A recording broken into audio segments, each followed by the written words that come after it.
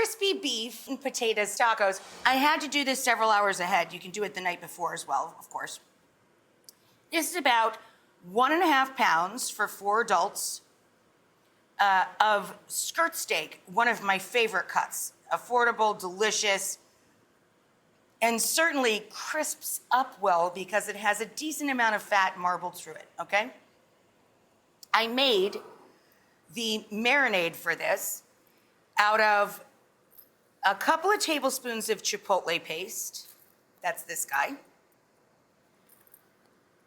A round teaspoon each of oregano, onion, garlic, granulated onion and garlic, and pimenton, which is, of course, smoked sweet paprika.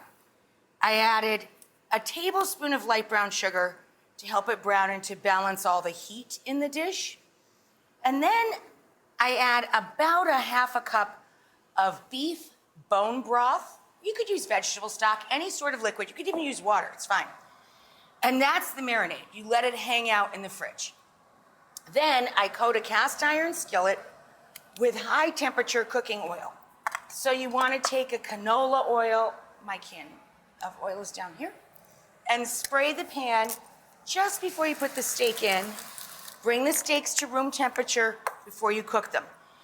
Now, this is not the end. We have to brown these and crisp them the first time. Then we have to let them cool so we can slice them. And then we're going to cook the bits a second time to make them extra crispy. And then we're gonna combine them with a little bit of mashed potato. Mashed potato is working on the back burner. It's 1 russet potato for all this meat, just 1.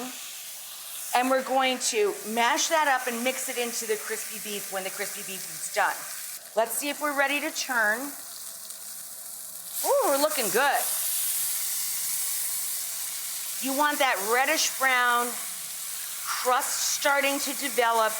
So we let the steak that we've been marinating, our skirt steak, 1.5 pounds for 4 adult people, and that'll give several tacos, 3 tacos per person, okay?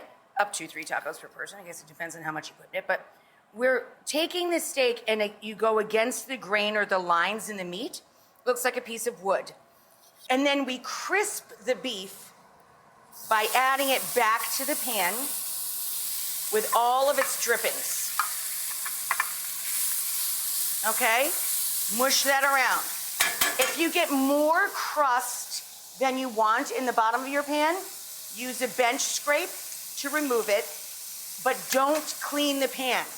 Keep it right on the stove. That's all flavor. Color in food is flavor. I drained our potato and mashed it. Okay, just with the side of a spatula. 1 russet potato, cold water, cold potato, bring it to a boil, take the lid off, add salt, cook it until tender. 1 potato. Now I'm gonna scatter the potato in and among the meat and let it crisp. It's almost like hash browns and spicy sliced steak. And then we're gonna put it into our tacos. So I have a little pan here for 10 shells, lined with a little parchment, or you could line it with foil.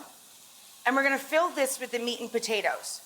Then we're going to melt cheese on it. Basically, it's just super sharp orange cheddar. And I make pickled onions with a red wine vinegar and lime juice, both, salt, pepper, and a sprinkle of sugar.